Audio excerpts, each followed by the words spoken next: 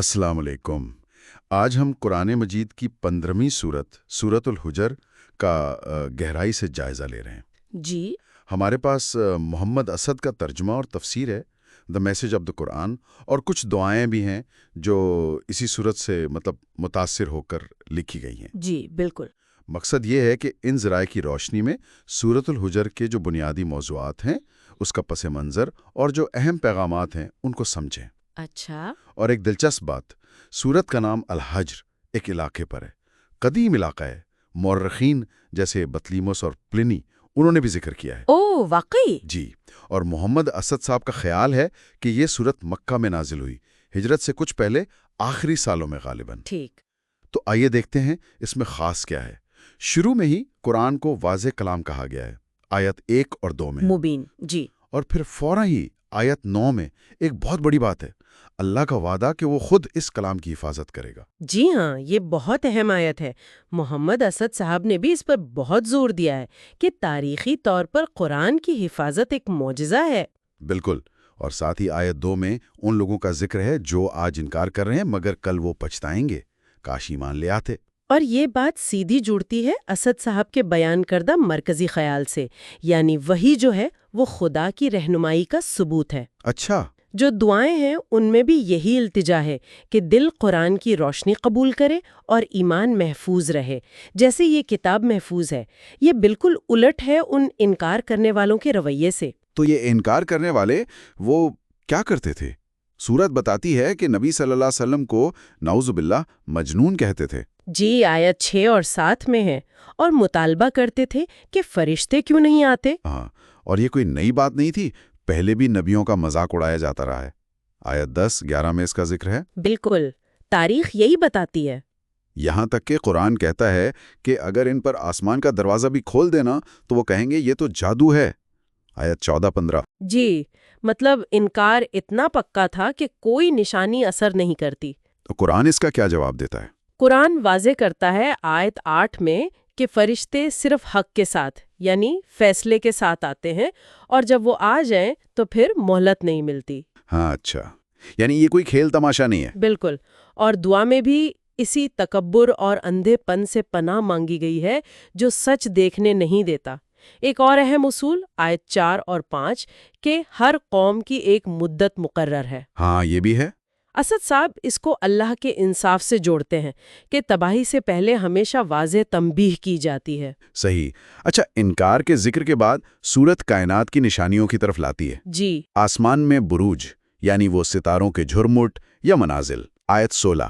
زمین کا پھیلاؤ، پہاڑ، ہر چیز میں توازن، آیت 19۔ سبحان اللہ۔ اور پھر ہوائیں جو بادلوں کو برابر کرتی ہیں، اور بارش، آیت 22۔ جی۔ اور ایک بہت گہری بات آیت 21 میں، ہر چیز کے خزانے اللہ کے پاس ہیں مگر وہ ایک مقررہ اندازے سے ہی دیتا ہے۔ جی، اور محمد اسد صاحب کے نزدیک یہ سب نشانیاں اللہ کی مسلسل تخلیقی قدرت کا ثبوت ہے۔ بالکل۔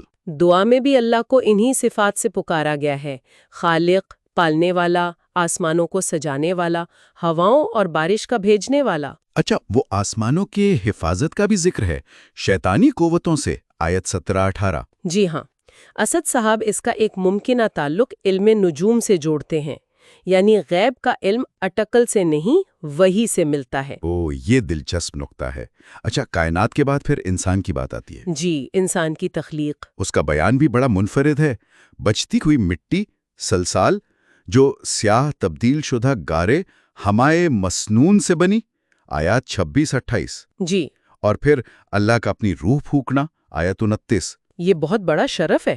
پھر فرشتوں کا سجدہ اور ابلیس کا انکار، آیات 30-31۔ ابلیس کا تکبر بھرا جواب کہ میں اس سے بہتر ہوں، آیت 33۔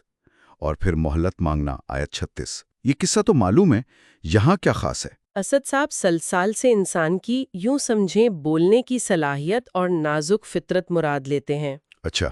اور ہمیں مسنون کو اس کی قدیم حیاتیاتی ابتدا کا اشارہ سمجھتے ہیں۔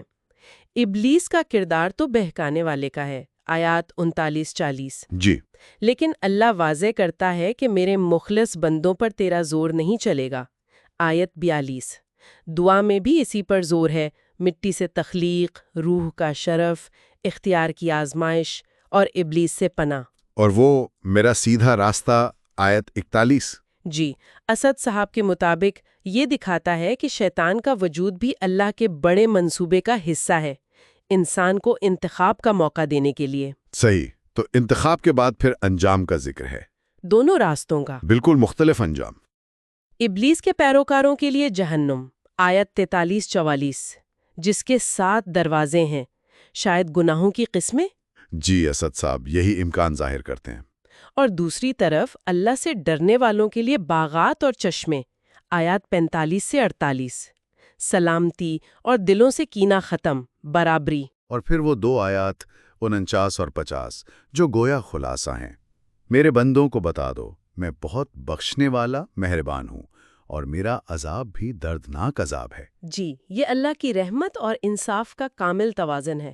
دعا کا بھی یہی مرکز ہے کہ اللہ الغفور الرحیم ہے، مایوسی نہیں ہونی چاہیے، جیسے حضرت ابراہیم نے کہا تھا۔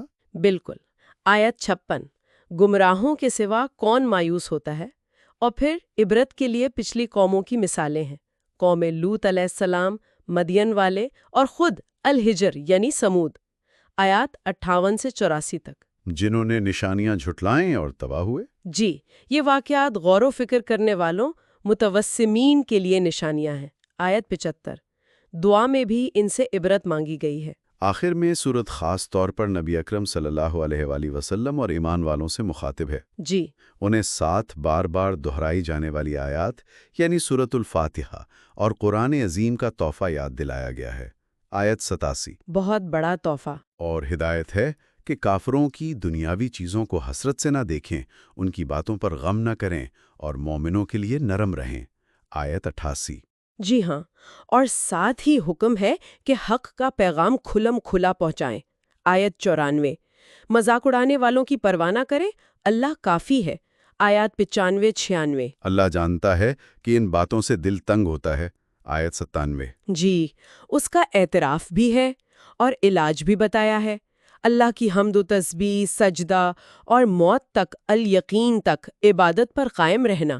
آیات 98-99۔ سبحان اللہ۔ دعا میں بھی یہی ہے کہ یا اللہ پریشانی کو سجدے میں، غم کو ذکر میں بدل دے اور آخری سانس تک بندگی نصیب کر۔ تو خلاصہ یہ کہ سورت الحجر وحی کی سچائی، انکار کی نفسیات، کائنات میں نشانیاں، انسان کا مقام اور ذمہ داری، رحمت اور انصاف کا توازن اور آزمائش میں ثابت قدمی کا درس دیتی ہے۔ بالکل، یہ یاد دہانی ہے کہ قرآن ایک واضح، محفوظ ہدایت ہے، راستہ ہمیں چننا ہے۔ تو آخر میں کوئی نقطہ جو آپ ہمارے سننے والوں کے لیے چھوڑنا چاہیں؟ جی، ایک بات سوچنے کی ہے، یہ سورت اللہ کی بے پناہ رحمت کا بھی ذکر کرتی ہے اور نافرمانی کے سخت انجام کا بھی۔ تو کیا گزشتہ قوموں کے انجام پر غور کرنا، ان کی خوشحالی، ان کا انکار، پھر زوال، آج ہمیں اپنے ایمان، اپنے شکوک اور بحیثیت معاشرہ اپنے فیصلوں پر غور کرنے کی دعوت نہیں دیتا؟